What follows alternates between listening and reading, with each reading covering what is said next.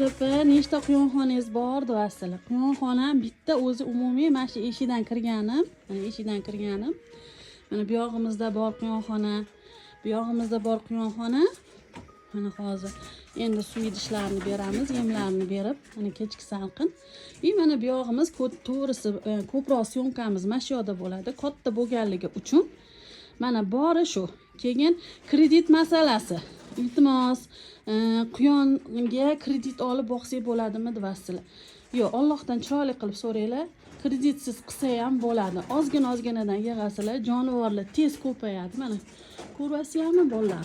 Ashulardan o'zinglardan yoqqandan ikkita uchta qilib olib qo'yib ham tez ko'paytirib olsanglar bo'ladi-da. Mana shunaqa qilib o'zidan o'zi nasib qilsa ko'payib ketadi. Kredit olish shart emas. Men hech qachonda anaqa qilmayman kreditga. Men qarshiman bu narsaga. Mana biz o'zinikini o'zidan ko'paytirganmiz, bolalarini sotib ona quyon olganmiz.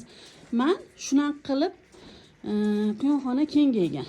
Inlarga kelsak, to'g'risini aytaman, menga bitta Dilmurod aka degan kishi arzonroq berganlar. O'shaning uchun men in yasatmaganman. Puli tayyor sotib olinib kelgan inlar. Mana hammasida suv yo'q. Hozir chanqab yotishibdi. Mana endi xudo xolisa hammasiga suv beramiz. Sizlarga to'liq video qilib beray dedim. Mana bitta ventilyatsiyamiz bor. Hamma yog'imiz ochiq. Kunduz kuni salqin bo'ladi. Mana hozir ham salqin. Mana endi bo'shadim. Xudo xolisa mana quyonlarim bilan bir kamida mana shu 1 soat, 1,5 soat qolamiz. Mana bor quyonxonam shu. Men hech qanaqa qilmayman. Faqat syomkamizni ozgina yoyilyapti. Syomkamizni bu yoqqa o'tkazdik. Sal kengroq bo'lgani uchun adasi aytdilar, onasi bu yoqqa o'tkazib qo'ying dedilar. Shuning uchun syomkamizni mana bu yoqqa o'tkazib qo'ydik. Mana bor quyonxonam shu.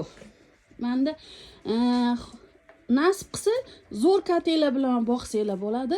O'zingizlar qo'l bola qilib yasab, qo'l bola qilib quyon boqsanglar ham bo'ladi. Eng muhimi daromadi yaxshi bo'lish kerak quyonni. U qimmat katada turadimi, arzon katada turadimi, farqi yo'q. Sog' bo'linglar, salomat bo'linglar. Kommentariyaga yozib qoldiringlar. Sizlar quyoninglarga radio qo'yasizlarmi, qo'ymaysizlarmi? Kommentariyaga yozinglar faqat.